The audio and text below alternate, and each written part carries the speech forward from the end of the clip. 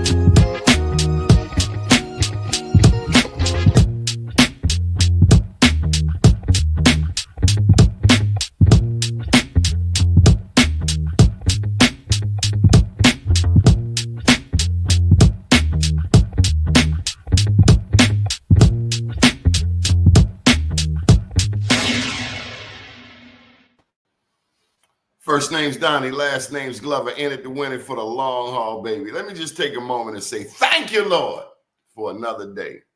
Woke us up this morning, put us on our way, and for these things, we are grateful. I'm also grateful for these 3 books that I've written over the past, 9 years, working on a 4th one. And in this first one, probably all of them, I get to talk about this one group of sisters who have been there going back to around 2002 when I first got started. Ray Haysbert was still on the scene. And I remember Odessa Hopkins being around. I remember being up at the Greater Baltimore Black Chamber of Commerce. They had a meeting up at the Forum. That's really the culminating event. The group is called Sisters4Sisters Network Incorporated. And don't get it twisted. Don't get it twisted, because they got this lady, this head honcho named Peggy Mars. And I swear that lady carried a straight razor. She carried a straight razor and a Bible. Anyway, to help me bring on, Lord Dorsey, do you know this lady named Peggy Mars? Yes, I absolutely do, Doni. Is she gangster or what? Come on now, I'm not going to say that about Madam President. Oh, so you ain't going to tell me about the straight razor and the Bible in her pocketbook? No, Doni, she from Baltimore. Are you crazy? I know better. Hey, don't get it twisted. She give you one of them looks, and it's like your mother and your grandmother and every mother before that was looking at you. I knew you didn't just do that. Oh my God. Show how you doing. As a matter of fact, she's been so supportive that she taught me StreamYard. I had some cats here. I was asking, can you show me how to stream? Can you show me how to stream? And they was like, look, you do this, you do this, you do this. And it's like, y'all don't really want me to learn this. And now I know why, Peggy, because we coming with the takeover. Welcome home, Peggy. Thank you, Doni. Good morning to both of you. Good morning. Peggy, what is Sisters4Sisters? Oh my God. Loaded question, huh? Yeah, it's loaded. And I love when people ask me, I get excited. It's just something about the love in this organization. Doni, actually, we started the organization around the same time you and I met in 2002. And it was based out of love, really. I wanted us as women to connect. I wanted us to share our information and resources. We can't be everywhere. So if some of us can be somewhere and some others can be somewhere else and someone else can be somewhere else, we can all come together to network and share that information, which would empower all of us. And it's based from the love of my 5 sisters. It's love from women that I've met through my journey in life and been around for a moment or two. And it's been a beautiful sight. So we're now 22 years old, Doni. Can you believe that? Can you believe Be More News is 22 years? I just shared a video over the weekend And Ray Haysbert, I was reminded over the weekend, I went to the little event, the gala, and they talked about Ray Haysbert. Tell me about Ray Haysbert. Raymond V. Haysbert Sr. Oh man, that was God for I was going to say Prince George's County, but for Baltimore, that was the man. If you didn't know Ray, then you didn't know anybody in Baltimore City. Yeah, going Skippy. I'm telling you, that man carried a lot of information, a lot of resources, a lot of contact, and he put us in our place, didn't he, Doc? But he also shared with people who weren't somewhat at his level in business. Here he helped take Park Sausages public. He was a part of one of the most commanding businesses, Black-owned businesses here in Baltimore. Names like Willie Adams come to mind. Of course, Osborne Payne. We can't forget Henry Parks. Forgive me, Henry Parks. And then, after him, after that, the President's Roundtable.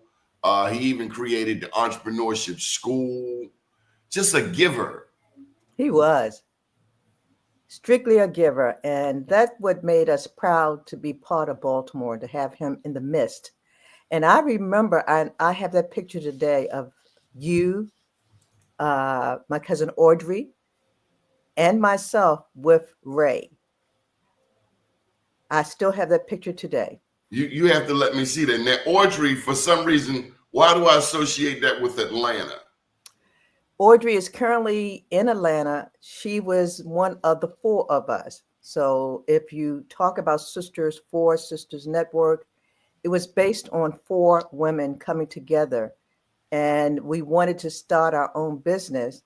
And we said, well, why not? Let's do it collectively together. So that's where the 4 comes in our name. Okay. The number 4. So, Dr. Laura Dorsey, I'm understanding you brought a couple $1,000s in scholarships this year. A couple of $1 million, Daddy. Don't Doni, don't be calling me cheap. $1,000. Right. You from New York, right? $1 Aren't you from New York? Yes, I am. What borough? What borough are you from? I'm from Long Island. I'm from Southampton, from the Hamptons. Strong Island. Okay. No, I knew it was a couple $1 million. Yeah. And Peggy, that just doesn't happen every day, does it? No, it doesn't. And that's why I know that we are blessed to have Lori, Dr. Laura Dorsey in our midst, because she brought some things with her. She thought she didn't have anything to bring to the organization. Did you think that? Boy, what did she do? You were just playing modest, huh, Doc? No, I really didn't. You know how Peggy roll. I think I wasn't at that level. I didn't think, so. Who are the scholarships for? The scholarships were for high school students. Baltimore, we were really pleased. Set the Captives Free hosted the our second annual scholarship fair in the Baltimore area. And Baltimore County School District was I was lucky enough to be able to partner with them there. A shout out to the superintendent and her entire team and staff that actually, made sure that they bused the students there. We had about 25 colleges and universities that were handing out scholarships to qualified students. So if a student walked in and they had the necessary prerequisite GPAs, SAT scores, all of their paperwork that they needed, they were able to speak directly with the college representatives. And if the two matched, the college representatives were able to offer them a scholarship on the spot.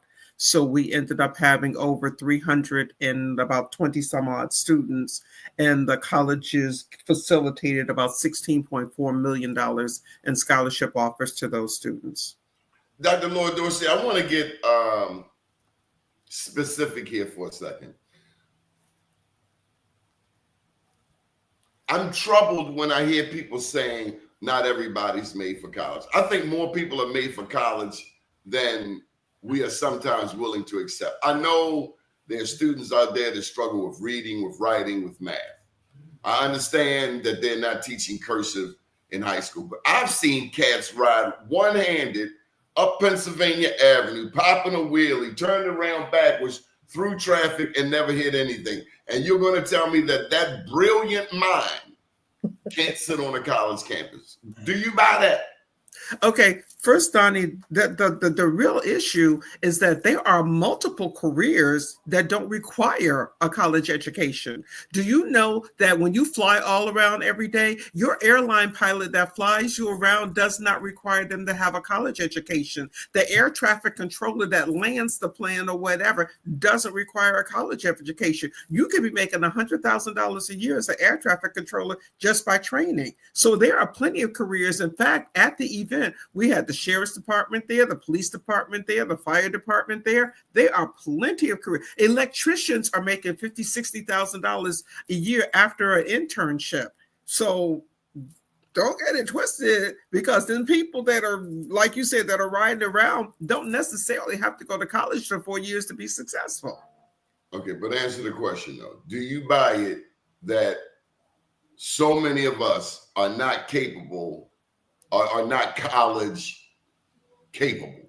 No, because that's what we say. No. Not everybody's meant to go to college. Okay, right. But not everybody's meant to stand on the corner and sling dope either. Absolutely. Not everybody is meant to go to Central Booking or Lawton or Rikers Island, but we go in droves. I'm just wondering, is it an excuse? Okay. No. And Donnie, I agree that I think that even for those people who are, they're going to careers or whatever that don't necessarily require a college degree, I do feel like there's some college education necessary, because here's the biggest thing is that just because you're an electrician or anything else, at some point, if you want to start your own business, you need to understand the business aspect of starting your own business. You need to understand the finance, because here's what's happened. We've got all of these athletes or whatever who lose millions of dollars because they can't even count. They can't even do their own financing, their own bookkeeping. They can't hire their own lawyers or whatever. So even if you want to be in music or electrician or whatever, if you want to start your own business, you need to understand how to use QuickBooks. You need to understand how to count. You need to understand how to read a contract. So yes. I do think that there's a value in college. Or you're gonna pay somebody to do it. And if you don't know what you're doing, you're going to pay somebody who could be ripping you off. How many times have we heard people who have lost money or whatever because they've had somebody else reading their contracts for them because they didn't know how to do it their own self? Because they couldn't read either. Yes. Or end up in the NFL, and after a few years, yes, at age 30, they're broke. Yes. John Lee, cut your camera on. I think he's one of our honorees. Yes, John Lee was an integral part in making sure that we did that. John Lee, how you doing? I'm well. How are you? I'm good, man. Welcome to the show. You know Peggy? Not formally. How you doing? Nice to meet you. Good morning. We met at the Scholarship Expo at Save the Captive Free. Yes. I see you. Sorry, a little small screen. Peggy. Good to have you this morning.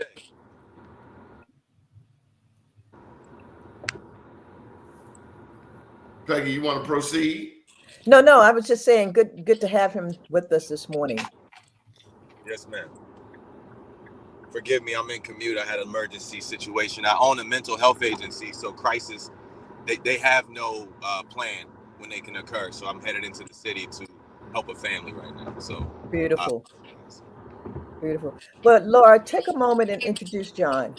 Okay, so Donnie, one of the things you were talking about, we're talking about the students and the success that we had at the scholarship fair. Well, a lot of that success has to do with John and Coach John Lee, which is what we're calling him now, and his success with the students. Because one of the things is that, Donnie, we realized even last year, we had this particular event here, and we had Donnie, if I just bring a college to you and say that I have money, if the student is not prepared in order to be able to accept that money, then this exercise in futility. And so what we did at Set the Captives Free, John is a member of the church, and we put together a youth summit where we brought all of the students and their families together to explain to them what they needed to be successful at the particular scholarship fair, scholarship expo and event. And then John and I, mostly John, and I put together a boot camp of students. So for 4 weeks after that summit, we met with the students every Saturday, Thursday, and Saturday. And we met the students and their parents to drill with them what they needed to dress, what they needed to look like, how to make sure that their essay was correct, and how to make sure, that they knew what particular career. And so we have created an entire curriculum that we're going to use as a boot camp that we're going to be able to take and expand into the Baltimore as well as the Prince George's area with our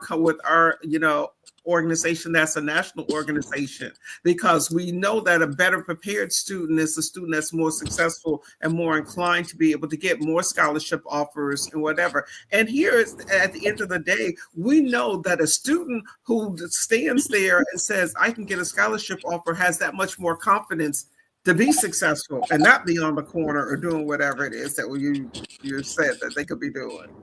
Where you from, John? John, Cleveland, where you Ohio. from? Ohio? Yes, sir. Cleveland, Ohio. Man, so you're a Browns fan. Through and through. When the Ravens play the Browns, that's a grown man's fight. Oh man, listen, it's definitely layered. It has some historical context for sure.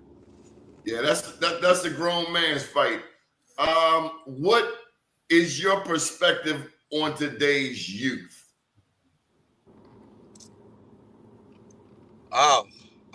I think that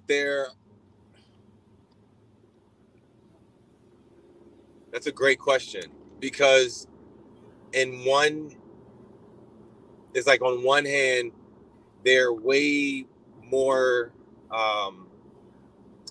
in tune with the world around them, and through globalization of social media, they're able to have these unique perspectives, and they can champion for their rights, their feelings, their thoughts in ways that I feel like in past generations we weren't really afforded the opportunity to use our voice. However, I think that also brings a certain level of identity crises that the youth are facing, where they don't really have the traditional model in front of them, the predictable model in front of them of what life should become, what I should do. As a young man, I knew that, I wanted to go to college. I wanted to find a wife. I wanted to create a family, create wealth. But, with this new generation and being open and everything is kind of fluid and everything is kind of for choice, I think that there's some type of, like I said earlier, identity crisis. It's like, who am I? How do I become a man? What is a man now? What is a woman now? So I think that's where I'm. John, as you were talking, what came to mind is the Bible verse that says, wiser but weaker. Future generations are wiser but weaker. Yeah, they know this, they know that. I saw over the weekend this woman teaching a toddler the B word with a father there. Wow. I've seen people putting weave on a toddler's head, the glue and everything. Before you came on, I was talking about the cats riding dirt bikes, where we say, oh, not everybody's made for college. And I just figure if you can ride blindfolded, one-handed up Pennsylvania Avenue on a dirt bike, because see, when you get locked up and you get over that jail, certain agents going straight to class. They got class in the jail. So why wait to go to jail to sit in class? Why not just do it now? How do we get more of our young people interested in the values that Dr. Laura, Peggy, you and I were more than likely raised with? Like my grandma, I know yours told you, don't lie, don't steal. If you lie, you steal, you cheat. If you cheat, you ain't no good. How do we instill these values without seeming like old folks? Because now we old. I mean, to them, we old.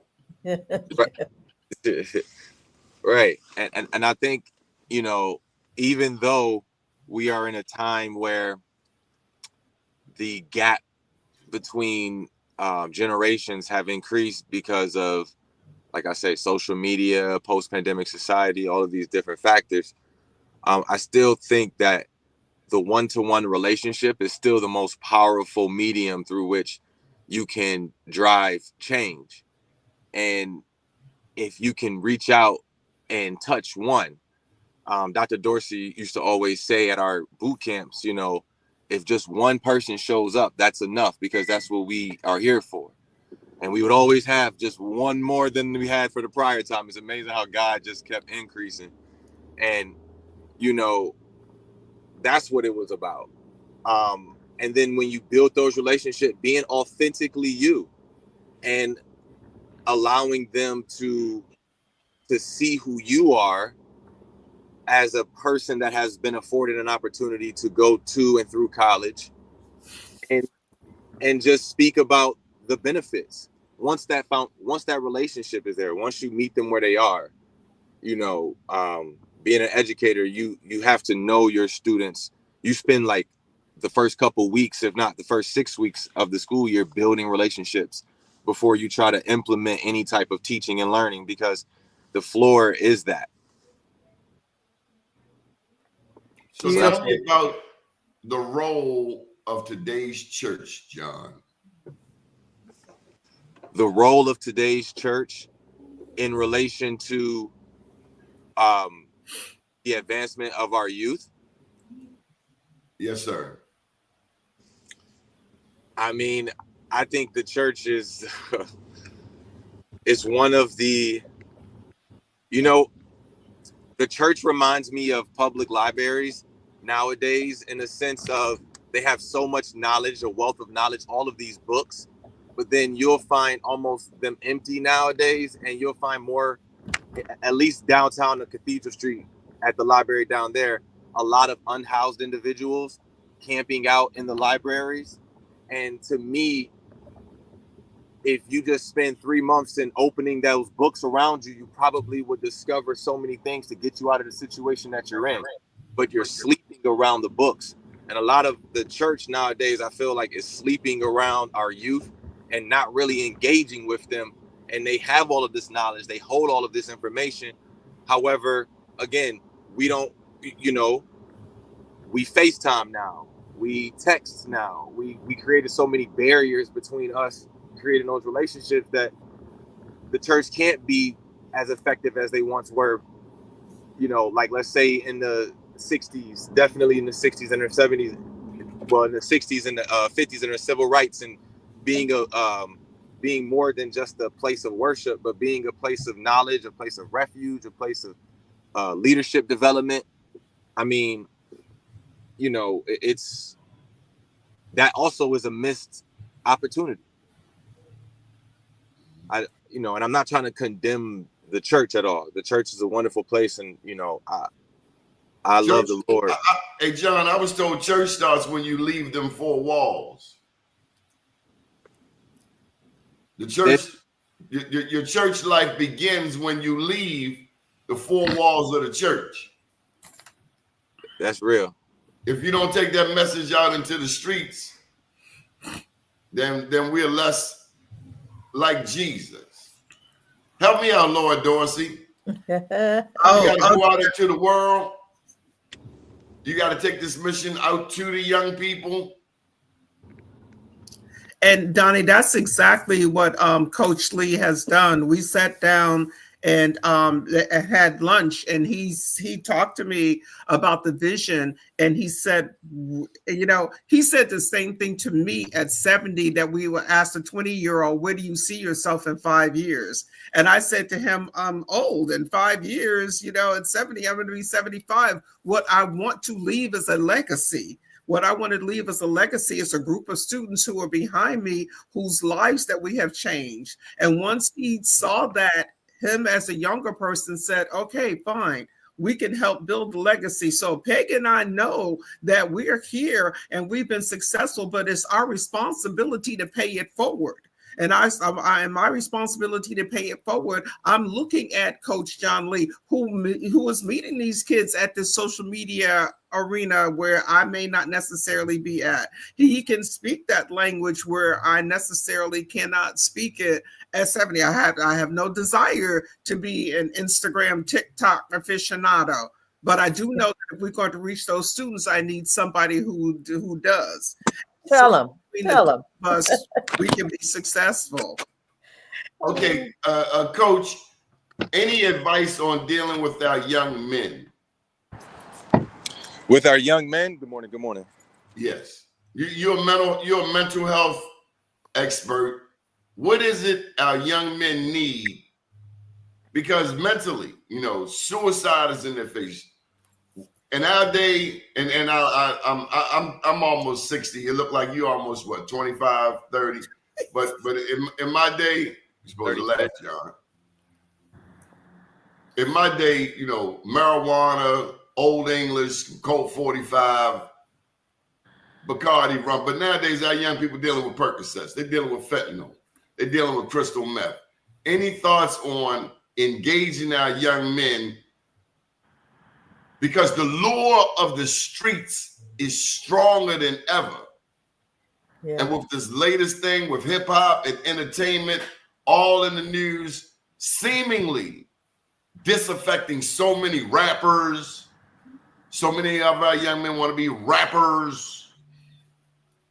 How do we combat that, John? Yeah, I think, I'll just jump right in. I think what you said was pretty spot on about the lure of the streets being very strong. And, that's the name of the game. And anything is persuasion, right? Persuasive power. And how are we able to create just as much attraction for what is uplifting and what's positive than what's already being pumped out here to try and destroy us and try and keep us from maximizing our full potential in life. And,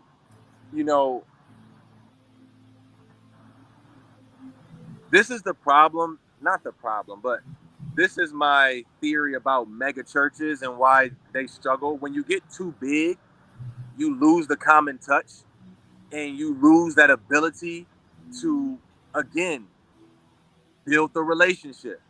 Most children who are doing these things, most young men who are doing these things are dealing with, I would be willing to guess that they have some male or absence of a positive male role model in their lives.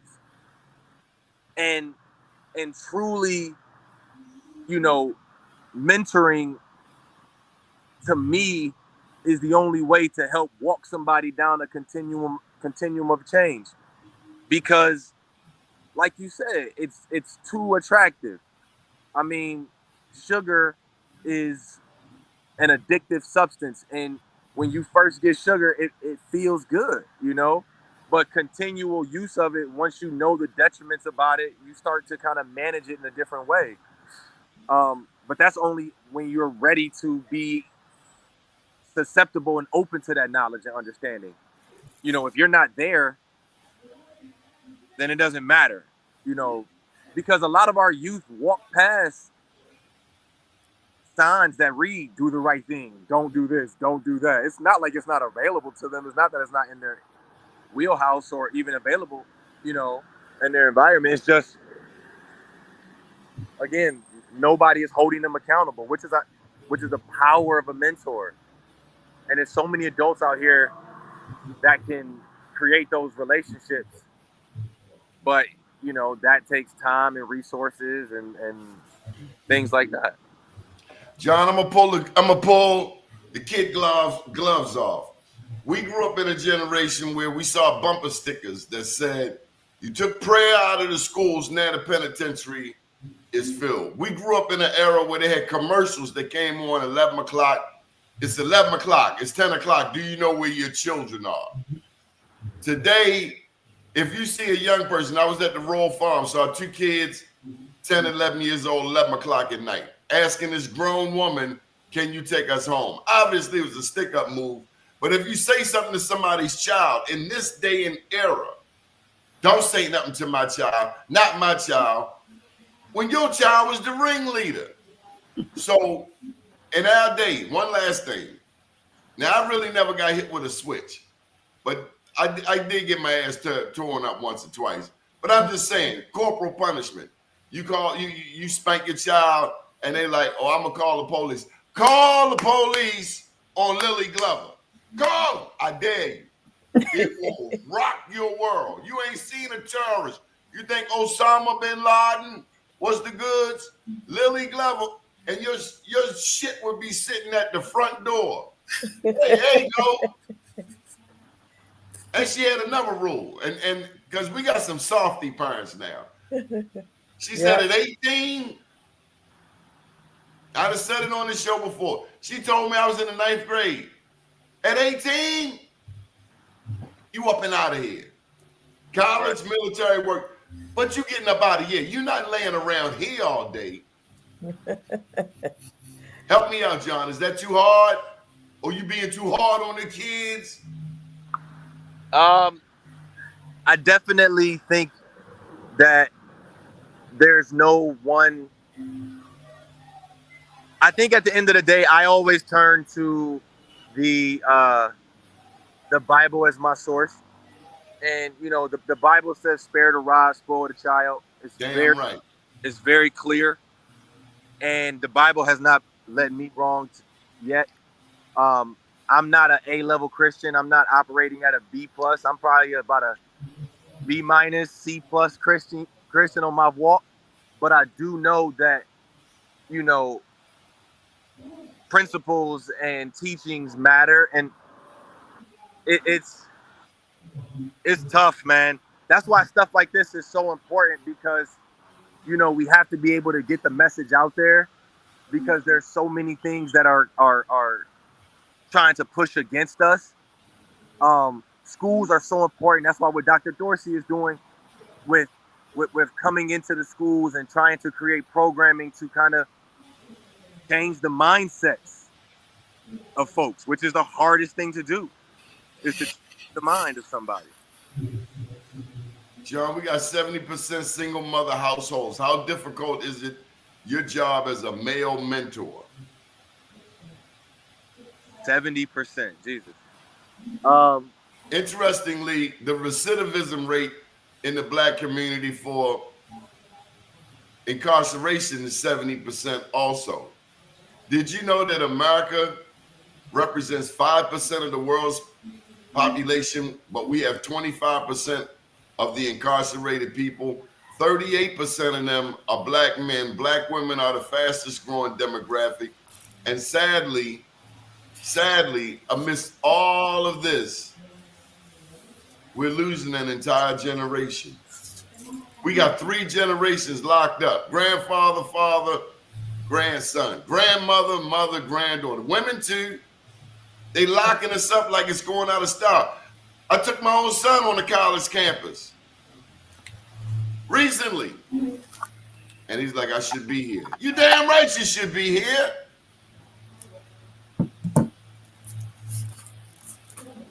Yeah, it's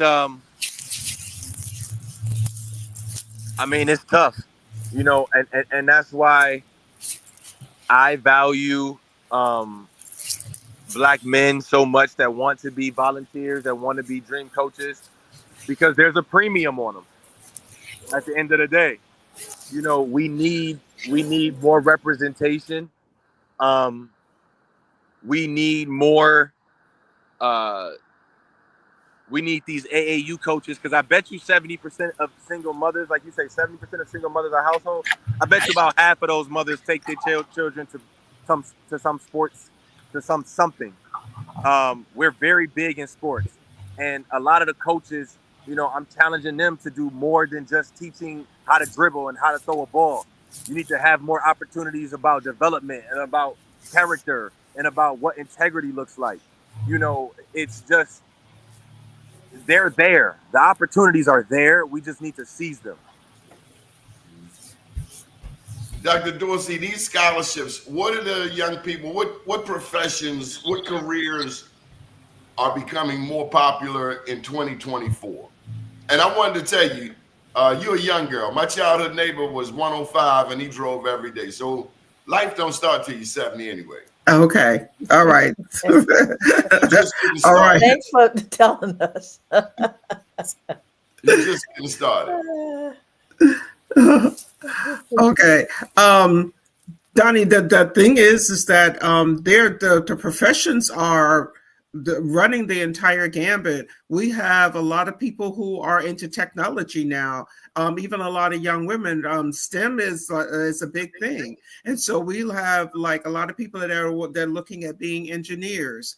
We do have a lot of people that are looking into medicine and psychology, being able to take a look at that, and these are things that are going to be, successful. We have there are people that are looking into the business world, being able to take a look at that, and into the music and in the entertainment industry. So these scholarships are running the gambit from A to Z. So Peggy, 20 years later, did you envision millions of dollars in scholarships? I mean, you have led the group, and I mentioned your sister Audrey because that's who helped me out when I first went to Atlanta, right? Right. Yeah. She got me situated, made sure I had a roof over my head, etc. But 20 years later, when you look at the contributions, a big shout out to Lakey wherever she at. Tell her stop hiding. I sure will. But you have led the group, and big ups to people like Dr. Laura, Baltimore and Prince George. That's what a lot of people don't get. I met you in Baltimore. You from Baltimore, East Baltimore, East Side. But you also a Beltsville, Greenbelt, Bowie, Lanham, Largo, Prince George's County. Yeah. Historically, the wealthiest Black jurisdiction in the state, if not the country. I mean, they say Charles County past you. I can't see it. There ain't even that many Black people down there. Help me out, Peggy. How do you feel about the progress?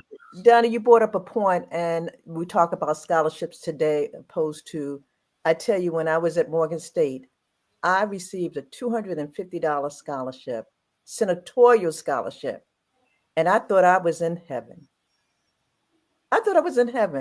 And these kids today, and Dr. Dorsey can tell you, are getting $1 million scholarships, full ride.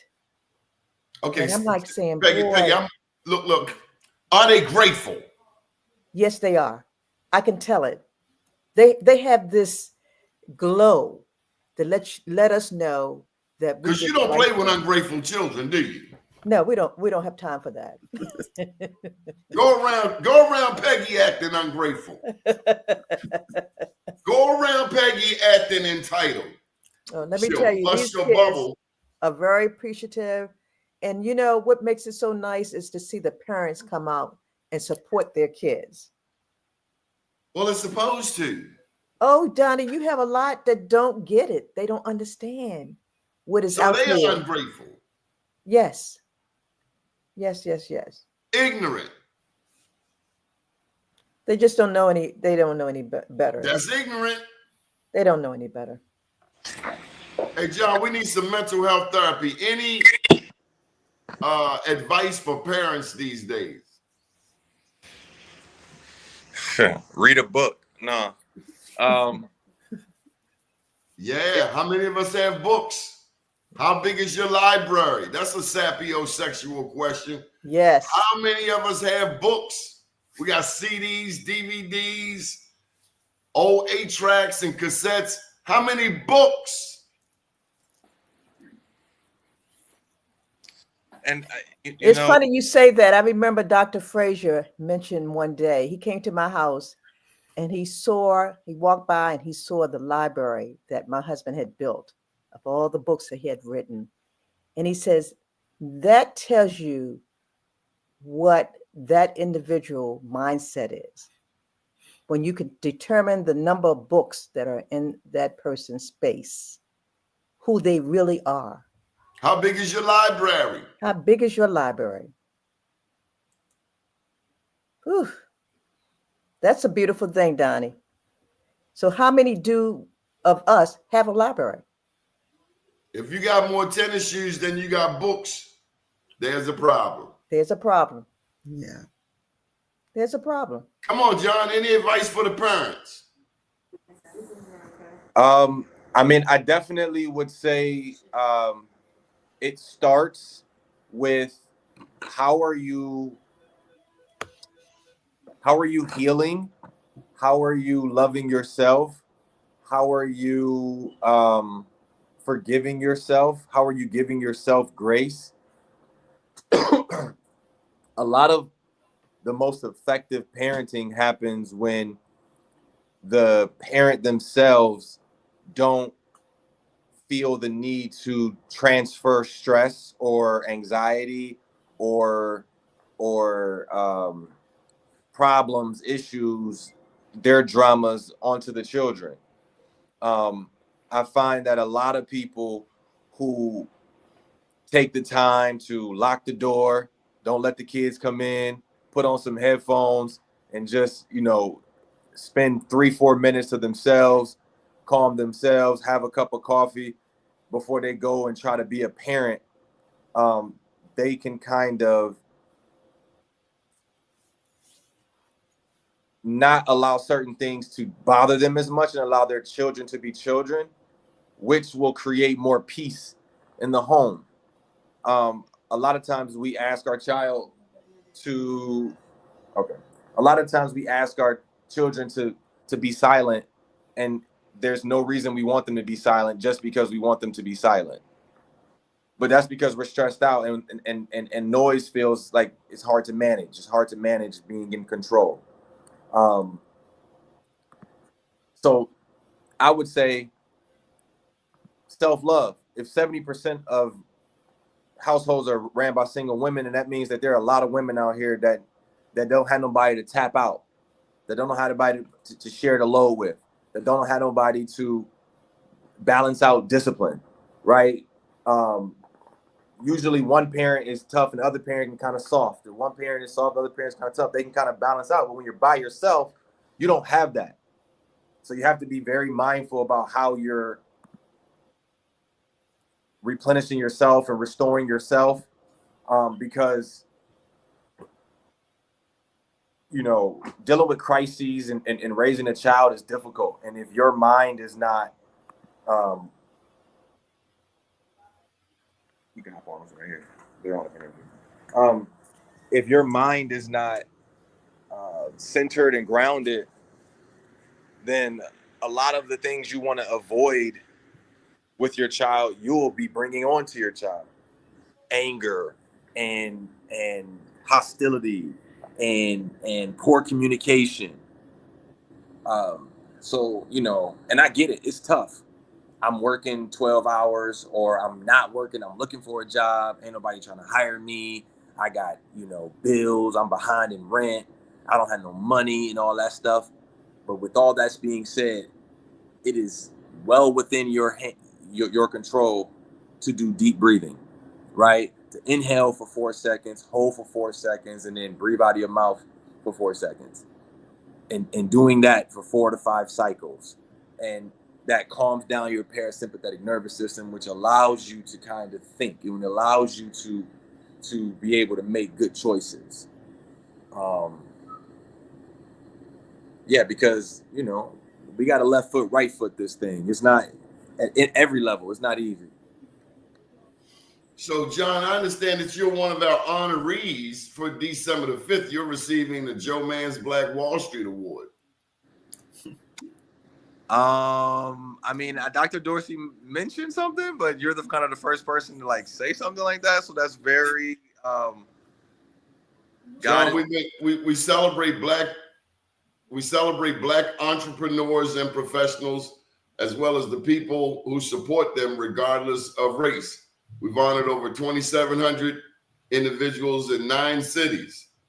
And we started, Be More News, that is, started with Sisters4Sisters doing this in Washington, D.C. around 2011 at Busboys and Poets. So we'll be honoring you on December the 5th in Baltimore, and the details are scrolling across the bottom there.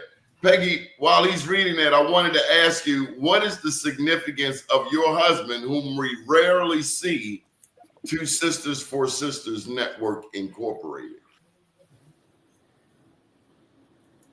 Oh, you muted. You muted.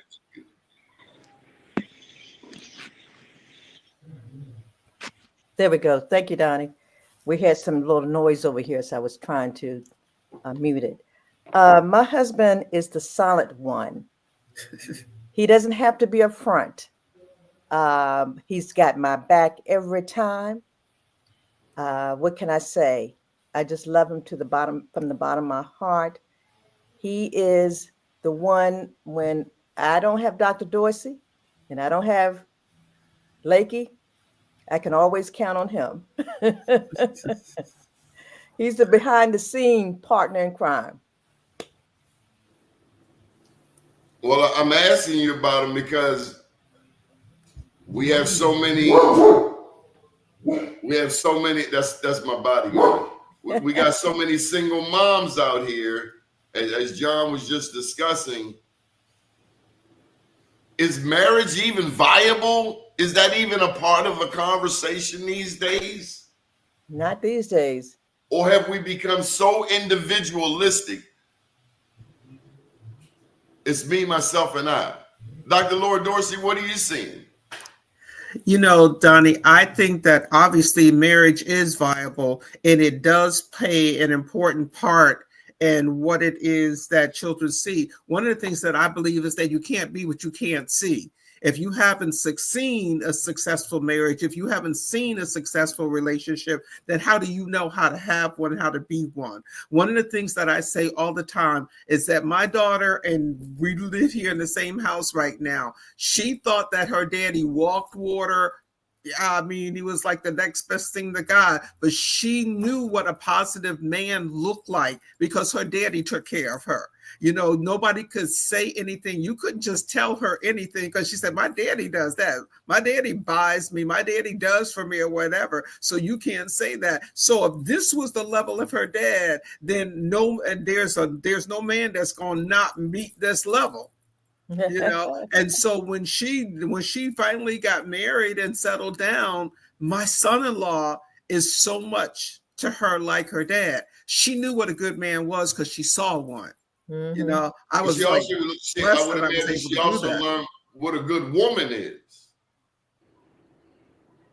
Well, I mean, I want to think that I was a positive, role model, even though she thought I was the Wicked Witch of the East, because like John says, there's that balance, I'm the disciplinarian where her dad, I'm not your friend. I'm your parent. Hey, John. I said the same thing, Daddy. I'm not your friend. And I said I don't care if you like me. That your mother said at 18, you need to leave my house. You need to be doing something. Get married, go to the military, go to college, do something. And I'm not having 3 or 4 generations of people living up in my house. I'm not doing it. Oh, she said at 18 you're leaving, and in the meantime, don't bring no babies in here. Oh my God, right. That's first. That's first. I'm your parent. Ain't nobody in my house getting pregnant but me. Nobody. That's not what we roll. Oh my God. What do you think, Peggy? Hey, I understand that. That was the message in my household. And you're out of here, 18, military, college, your own. Yes. Since we got John, he's the mental health expert. I want to bounce this off of him. A elder told me, John, when dating a woman, you have to look at her relationship with her dad Oh, and her relationship with her mother. And the woman has to look at the man's relationship with his dad, with his mother. And what I found, sadly, John, and I'm 59, I found that there's some black fathers, because we always want to, too often we look at, well, look what the white people doing. Some black fathers who did the worst to their daughters, sexually, physically, mentally, even down to fathering the child with their own daughter. On the other hand, you got mothers today who treat their sons as if that's their man. There's all kinds of role identity crises. You mentioned, oh, John, don't go away. Any thoughts on that, Peggy, Dr. Laura? ooh, that's heavy, Donnie. That is heavy. But I've seen it too. And If the it's daddy real. was no good, this girl's been traumatized. Oh, here comes Of John. course. The other, John, we talking about the trauma. Help me out. you were saying on the other hand,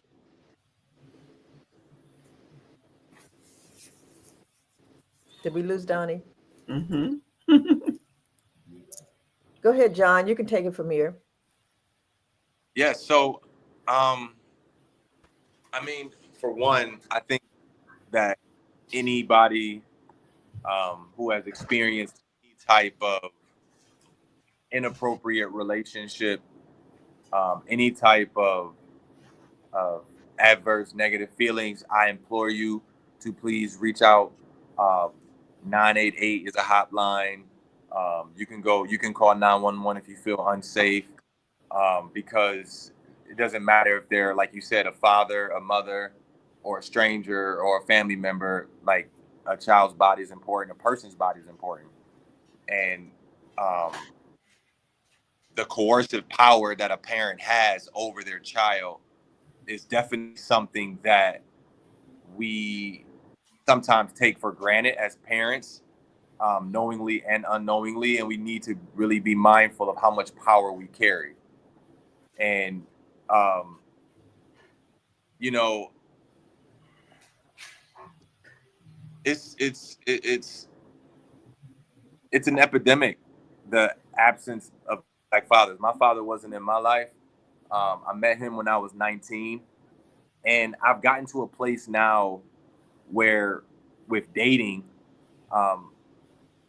I started to reflect on certain things and just do that shadow work of, why am I making these choices? Why did I do this? Why did I react in this way versus this way?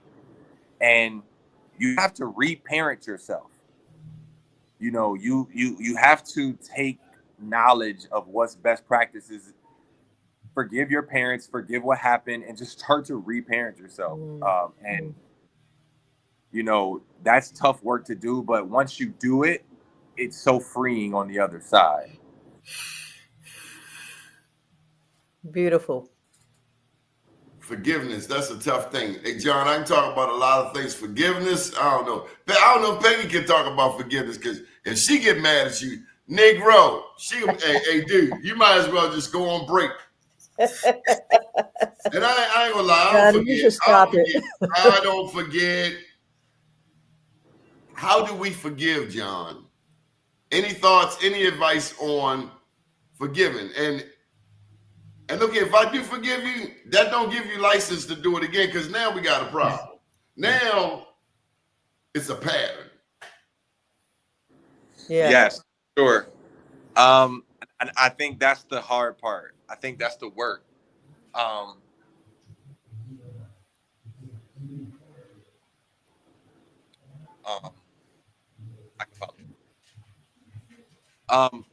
I think that's the hardest part about trying to heal, is that the more you open up to yourself to that healing process, the more feelings that you're going to start to feel, the more emotions are going to start to come out, the more vulnerable you'll have to be. And a lot of people want to run away from that work, especially if it doesn't come natural, or if you grew up in a household where people didn't really give you space to express yourself. And holding grudges and not forgiving people, it blocks your own blessings. It truly does. And I'm not trying to make it to be a spiritual religious thing, but I live in a spiritual state. I live in that world. I live my life I try to live my life according to being better than I was yesterday. And I understand that there's a reason why God says, forgive those. I can't bless you if you have things blocked with other people. Probably because we're meant to help other people and serve other people. So when we create grudges and create walls, then we are turning off to the world. That's the problem. It's not about you. And I know that hurts to say, because I can think about some of the most damaging things that can happen to people, like the loss of a child, or somebody losing a lover, or being cheated on, or going from the highest of highs to the lowest of lows. And I have sympathy and empathy for that. And I don't want to be in those situations, but I know that those things will come for me in my life.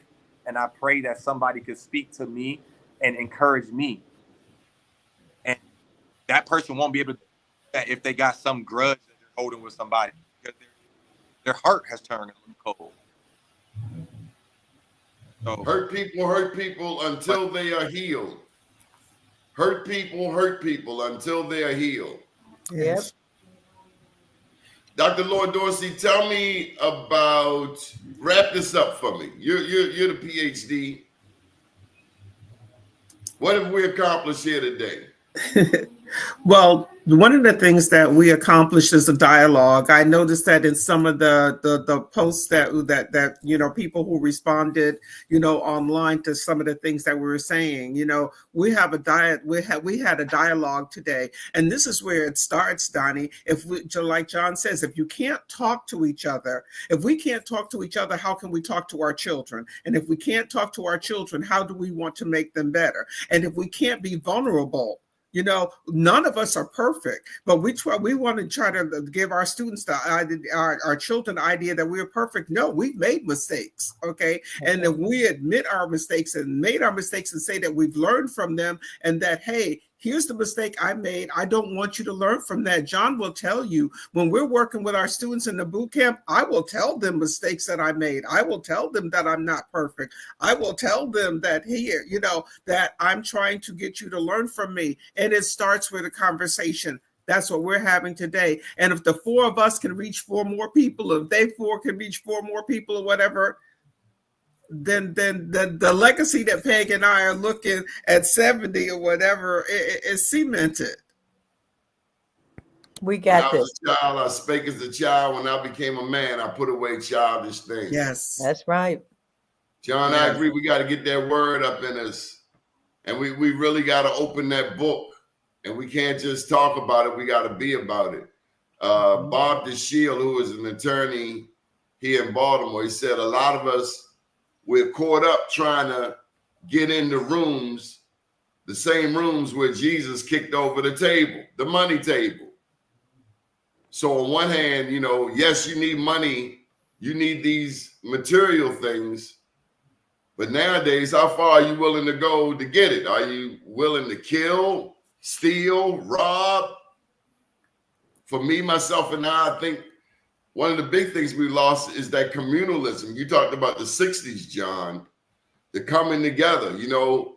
Once we were able to move to the suburbs, no more triggers, rats, and roaches, but instead you got bunny, rabbit, deer, and foxes. We got a little new. We figured we didn't have to fight for our community anymore. Got a little snooty. I'm an AKA. I'm a Kappa. I'm a Mason. I'm an Elks. I've arrived. And then you got these people saying, well, we're not monolithic. When the racists were coming up against us on horseback with hoods on, we were very monolithic. When the police pull you over, whoop, whoop, whoop, every black person get the same damn feeling in their gut. That's monolithic. Yes. Oh, we're not monolithic. I live in Bowie and you live in East Baltimore. Yeah. Whoop, whoop. We got to wrap it up, folks. Doni, just a thing to wrap up, okay? Along your bottom line, we've got the wrong Sisters for Sisters, so we don't want Peg to pull out the racial for you. Oh, my Sisters God. for Sisters Network. It is the wrong organization. Please. Stop. God. I was ready, Laura. Let me tell you, I was ready to pull out my knife. I was trying to get to him before you did. I was trying to help him out. Thank you, Peggy. I'm gonna meet you. I was pulling my knife out. John is one of the mistakes we'll make. There you go. Let me help him out. Sisters4Sisters Network. Oh God, lady, Jesus, Mary, chosen, Abraham. Sheesh. Oh damn! After 20 years, is that right? Yeah. You got it, Doni. Oh, hallelujah. Okay, I ain't gonna say no more. Sisters4Sisters Network Incorporated. That's Peggy, it. we will see you on December the 5th. Matter of fact, I'm gonna give John the final word. Go ahead, Minister. You got the final word, and you gotta end this off with prayer, John. Oh wow! Thank you for such an honor. I just want to say first and foremost, to just everybody who is going to watch this or is watching this, has watched this. Thank you so much. Your time is the most valuable resource that we have. So for you to be able to give it towards the advancement of our people, just know that that's not overlooked, and it can't be overstated how much that means. So thank you for that.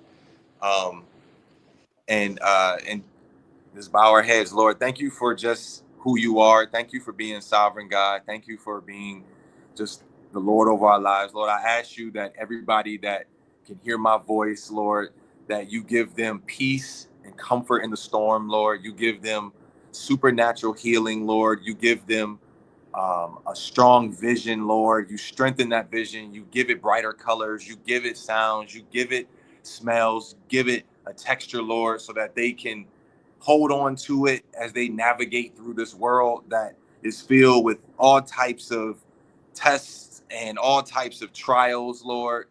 But we know that you've seen the beginning and the end. So if you gave it to us, you know that we have the victory, and we will continue to trust you, Lord. And I ask that you watch over my mother, Lord, and heal her body, and heal my Uncle Tony and everybody else that has family members that are ailing, Lord. You touch them and keep us safe, and allow us to be safe. And we touch the children of Baltimore, Lord. Give them peace and comfort, Lord. Reparent them, Lord. Let them know that you are the Father, Lord, that there is no earthly or fleshly being that can replace you, and that if they turn to you, Lord, you will elevate them. And we love you in Jesus' name. Amen. Amen. Beautiful, I love John. children Beautiful. Yes. To God be the glory. Yes. We will see you December the 5th. Mr. Yes. John Lee, Peggy, Dr. Laura Dorsey. Thank you for the millions of dollars in scholarships for our young people. We are truly blessed by this organization. 22 years. To God. Love you, Doni. Love you Love always. you. Thank you, Doni. Pleasure, big brother. Good morning, world.